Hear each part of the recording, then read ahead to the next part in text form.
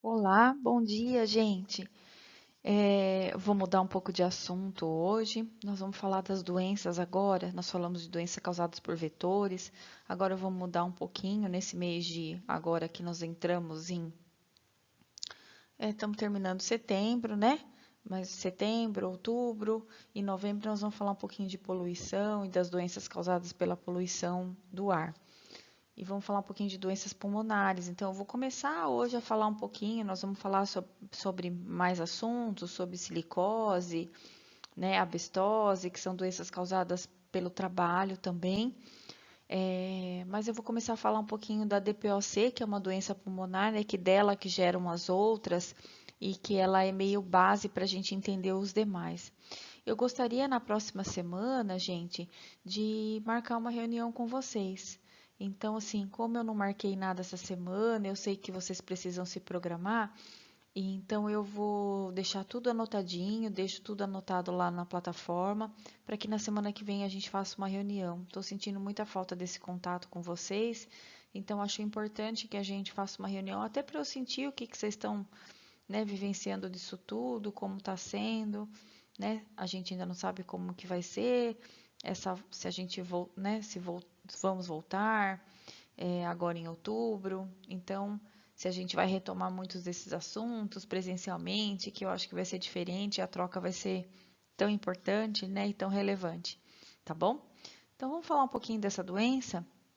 Eu vou deixar também um vídeo para vocês verem o depoimento de uma pessoa que convive com essa doença por uma causa específica, que é o cigarro, mas a gente sabe que, eu vou falar que muitos dos pacientes que têm doença pulmonar obstrutiva crônica não são fumantes, alguns se devem à poluição, muitos se devem, às vezes, à poluição, né, ambiental e o fato de você conviver com pessoas fumantes, estar próximas às pessoas fumantes. A gente tem grande número de pessoas, principalmente, né, as classes mais vulneráveis, que cozinham sem o fogão a gás, não com o uso do fogão de lenha, o uso do queimar. Então, muitas mulheres e muitos homens que fazem uso do fogão de lenha, né? E a gente sabe que isso tem aumentado muito agora, né? Porque as pessoas, para economizar gás, para economizar, né? Para ter o dinheiro para comprar outro alimento, por exemplo, tem se usado mão do fogão a gás, do queimar da madeira e a inalação desse, né, quem fica próximo cozinhando, a gente sabe que isso ocasiona uma queimadura, né, e uma lesão pulmonar que nós vamos ter repercussão disso a longo prazo, a médio e longo prazo, tá bom? Então, entender um pouquinho dessa doença faz a gente pensar em quantas medidas profiláticas, preventivas a gente poderia ter, né, para evitar o aparecimento dela, porque o gasto com ela ao longo do tempo é muito grande, principalmente no nosso sistema único de saúde, ok? Então, nós vamos falar disso daqui, que a gente chama de doença pulmonar obstrutiva crônica. E as pessoas conhecem como DPOC, até que as primeiras letras, DPOC, doença pulmonar obstrutiva crônica. Que a gente vai falar de que uma das causas é a poluição ambiental. O fumo é o maior responsável, mas o fato de não ser fumante, por exemplo, muitas pessoas não são fumantes, mas conviveram com pessoas, moraram em casa ou estavam próximo às pessoas fumantes e podem também ter essa doença, tá? A gente sabe que ela tem maior incidência, em claro, também em locais em que a poluição ambiental é maior, tá bom? Então, em refinarias, próximo a refinarias, Cubatão, tem muitas pessoas acometidas por essa doença. Desculpa, gente, vamos lá. Então, o que é DPOC? É uma doença por limitação de fluxo. O que isso quer dizer? Então, que a pessoa tem uma limitação no puxar o ar, tá? Totalmente reversível, né? Ela é progressiva, ela pode ser reversível a partir do momento em que eu atuo com a prevenção, né? Associada, ela tem uma resposta inflamatória pulmonar causada muitas vezes por partículas. Então, a gente sabe que pessoas que trabalham em marmoaria, com queimar de tijolos, né? Gases nocivos fazem essa resposta inflamatória do pulmão que vão limitar o fluxo de ar que esse pulmão pode receber. Então, o que essa pessoa sente?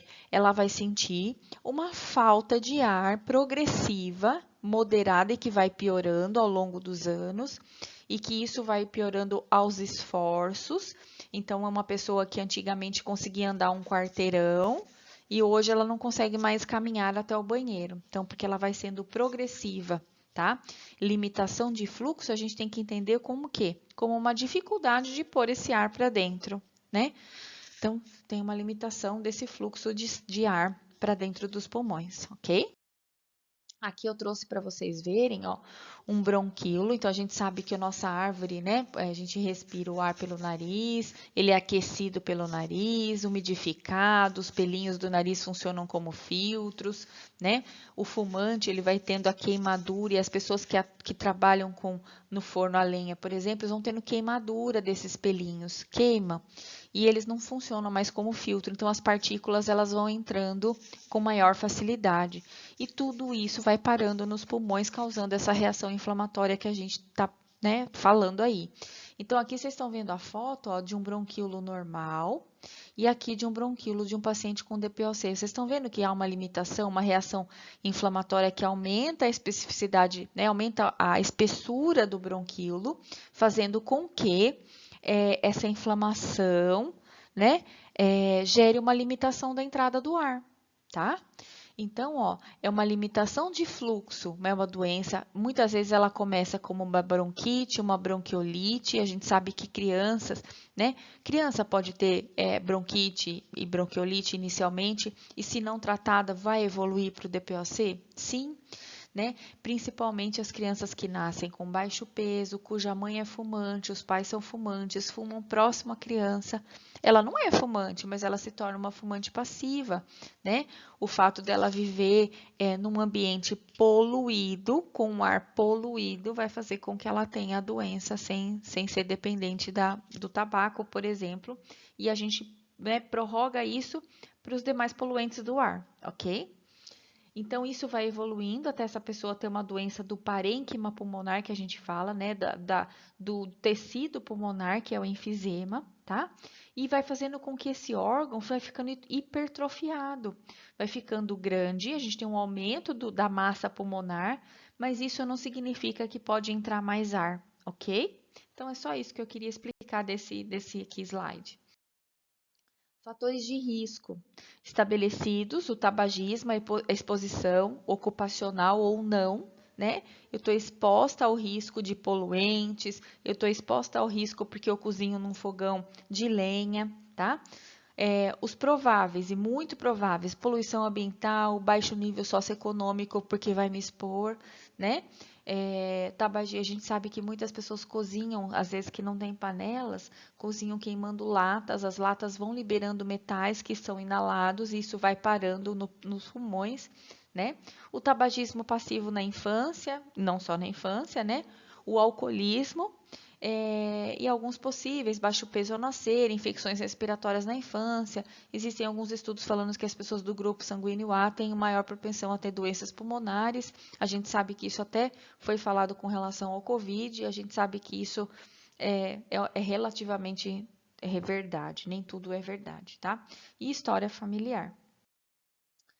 O paciente com DPOC, ele tem essas características aqui. A gente fala que ele é o soprador róseo, e aí ele vai ser assim, né? Um paciente extremamente emagrecido, porque ele faz muito esforço, ele gasta muita energia para respirar, e ele tem essa cor rosada, né? Ele parece muito rosado, ou o soprador azul, né? Que a pessoa vai ficando com a cor meio azulada. Olha como o nosso corpo é maravilhoso.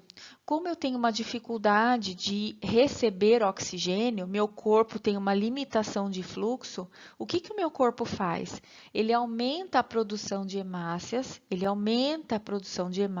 para que o transporte do oxigênio seja muito efetivo. E a gente sabe que a hemácia é a parte vermelha do sangue. A parte vermelha é aquela que faz o transporte de oxigênio. Se eu vou ficando com mais hemácias, eu vou tendo essa coloração mais avermelhada. E se isso é progressivo, né, eu vou ficando com uma coloração cada vez mais azulada pelo aumento da minha concentração de hemácias do sangue. É muito comum esses pacientes com DPOC, muitas vezes, ter um tratamento que se chama sangria. O que significa isso? Como ele tem um aumento na sua produção de hemácias, né, ele vai ao banco de sangue para retirar hemácias. O nosso HB de um homem é de 12 a 13, 14 miligramas por decilitro. Um paciente com DPOC, ele pode ter de 15 a 17 miligramas por decilitro de hemácias. Isso é ruim? Sim, porque se eu tenho um sangue com muitas hemácias, meu sangue ele se torna muito viscoso e isso pode acarretar aumento na produção de tromboembolismos. Então, essa pessoa tem que ir lá no banco de sangue para fazer a retirada de sangue, a gente chama isso de sangria, tá bom? Porque nem tudo isso é eficaz. O nosso corpo ele tenta, né, de alguma forma limitar ou melhorar o transporte de oxigênio, mas nem tudo disso é bom para o nosso organismo, tá? Então, só para vocês entenderem essas características desses pacientes. Vocês vão ver até no vídeo que eu vou deixar para vocês olharem. É um paciente fumante, né? Então, ele tem um caso de DPOC clássico e ele, né, vai falar sobre isso. Ele era um cantor. Mas para contar um pouquinho, para a gente entender como é que é essa vida, né, com o DPOC, tá? Então, o soprador rosa que eu falei para vocês, eles têm crises, ele usa musculatura para respirar, ele fica respirando como se ele estivesse soprando, né? Para soltar o ar, para fazer com que ele consiga inspirar mais oxigênio, e muitas vezes ele pode ter a oxigenação normal. O soprador azul, ele já tem essa fase, a gente chama de pletórico, porque ele vai ficando meio cinza, meio azulado, né? Ele tem crises mais frequentes, ele tem uma falta de ar mais importante, né? Começa a ter problemas cardíacos correlacionados a esse problema pulmonar, tá? A bronquite, né, é quando a gente fala assim, por que é bronquite crônica? E uma bronquite, ela pode virar crônica e pode virar um DPOC ao longo do tempo. Por conta a inflamação, se ela vai ficando uma inflamação crônica desses bronquíolos, desses alvéolos pulmonares, eu vou ficando com aumento de secreção, espessamento da camada dos brônquios e, consequentemente, isso vai me levando ao DPOC. Então, por isso que a gente fala que as pessoas que tiveram bronquite na infância e depois não tem mais, isso quer dizer que elas foram tratadas, né, de uma doença pulmonar e que foram curadas. E é por isso que é tão importante intervir, tá bom? O que faz né? Se eu não trato o DPOC, a gente vai ter uma coisa que ao longo do tempo vai se transformando numa doença que a gente chama de enfisema. O enfisema é quando eu tenho a destruição do principal órgão que faz trocas gasosas dentro do pulmão, que a gente chama de alvéolo, tá? Vou mostrar uma foto que vai ficar mais fácil de vocês entenderem.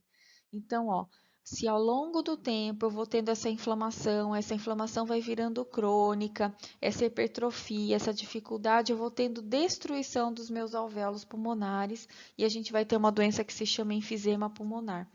Esse alvéolo, ele é o responsável pela troca, né, do gás carbônico pelo oxigênio dentro do pulmão. A gente fala que eles parecem uns cachinhos de uva, e são bexiguinhas, né? Então, quando o ar se enche, ele se enche de oxigênio, e aí por hematose, o oxigênio que está aqui dentro, e aqui tem um monte de vasinho sanguíneo, o oxigênio passa daqui para o gás passa daqui para os vasos, e o gás carbônico que está aqui vai passar para cá, e vai ser jogado fora, né? Quando eu tenho enfisema, essas trocas começam a não acontecer mais, né? Então, o paciente tem oxigênio no corpo, porém esse oxigênio não circula, não vai para o sangue. Então, essa pessoa vai tendo uma dificuldade de oxigenação dos seus tecidos, de todo o corpo, tá? Olha como é importante o tratamento da DPOC, a prevenção, né? A gente tem muitos casos no Brasil e tudo isso acarreta num gasto enorme do Sistema Único de Saúde. A DPOC é uma das doenças mais incidentes com relação à internação, à permanência no hospital, dentro dos lugares que a gente trabalha, tá? Dos lugares de saúde, atendimento da saúde. Então, qual que é o quadro clínico? O que que as pessoas sentem quando tem DPOC? Né? Ela tem tosse, falta de ar, progressiva, porque ela vai ficando cada vez mais importante. Então, aquilo que eu falei para vocês, era a pessoa que antes ia no supermercado sozinha e voltava com 2 sacolinhas do supermercado. Hoje ela não consegue mais ir no banheiro sozinha para fazer suas necessidades, tá? Então, na maioria das vezes, e na grande maioria das vezes, isso se decorre por exposição à fumaça, né? Por exposição a um agente que causou essa inflamação pulmonar. Seja cigarro, seja poluição, seja as substâncias inaladas, sejam as pessoas que trabalham, por exemplo, a marmoraria que trabalhava com corte, as pessoas que queimam tijolos, né? Então, algumas doenças ocupacionais ocasionam a DPOC, né? O uso do fogão a lenha, tá? Então, tudo isso. As pessoas que trabalham no corte de cana e que muitas vezes vão para o corte de cana logo depois da queimada. Então, vocês que são do meio ambiente sabem que a queimada não é só ruim para o solo, ela também começa a ser ruim, nesse caso, para o trabalhador, que está lá muito próximo e quando ele está lidando com aquilo, ele inala aquela fuligem que foi deixada pela queimadura, né? Pela queimada, desculpa, né? Pela queimada da produção. Da produção de cana ou de qualquer outro, de qualquer outra coleta que se for fazer, né, colheita. Quadro clínico, né? Então, geralmente as pessoas fumantes são as mais cometidas. O que que elas vão ter? Tosse, né? Muitas vezes a tosse pode ser pigarrenta, que a gente fala, quando tem catarro, né? A dispneia, que a gente chama que é a falta de ar, que é desde quando carrega ou quando sobe lances de escada, até não conseguir amarrar o sapato. E muitas vezes o chiado, né? Que é aquele chiadinho, quando a gente fala assim, o paciente parece ter um gato, né? Que ele faz, né? Esse barulhinho, às vezes, que a gente escuta quando o paciente inspira e expira. Como ele tem limitação do fluxo, né? Lembra que o bronquíolo dele fica desse jeito, fechadinho? Se está fechado, a hora que o ar passa, ele faz muito barulho. Então, a gente escuta o chiadinho a hora que o ar está passando por esses brônquios e bronquíolos, tá? Como que se faz o diagnóstico, né? Muitas vezes pelo exame físico, a gente não falou da característica, o paciente fica rosa ou fica azulado, né? Claro que nos casos mais graves, no final, né, dos casos, mas também a anamnese, o raio-x, tem um exame que chama espirometria, tem um exame que chama gasometria, tá? Então, tudo isso são exames que a gente pode fazer para que a doença seja determinada, seja diagnosticada. Aqui eu trouxe só para vocês verem um raio-x de pulmão. O paciente vai ficando com o pulmão hiperinsuflado, mas ele não vai ficando hipertrofiado? Ele não vai ficando inflado e demasiado? Então, a gente vê ao raio-x imagens parecidas com essa, de hipersuflação. Tem ar no pulmão, o problema é que esse ar não consegue chegar aos tecidos, tá? Limitação de fluxo, às vezes o ar fica encarcerado muitas vezes, tá? A espirometria é um exame que se faz, é um pneumologista que faz a análise desse exame. O paciente vai fazer a prova da função pulmonar. Então, ele inspira e expira e eu consigo ver quanto de volume ele consegue pôr, quanto de volume ele põe para dentro do pulmão e quanto volume ele põe para fora do pulmão, tá? Aqui tem uma foto só para mostrar, então geralmente acompanhada por um profissional de saúde, né? Então a gente fica analisando quanto de ar a pessoa consegue por dentro, quanto de ar ela consegue por fora, tá? A espirometria é basicamente isso. A asma. A asma também é uma doença inflamatória que pode levar ao DPOC se não tratada, né? Muita gente tem asma por algum distúrbio alérgico, né? Então, eu tenho alergia de poeira, eu tenho alergia a pelo de cachorro, eu tenho alergia de fumaça.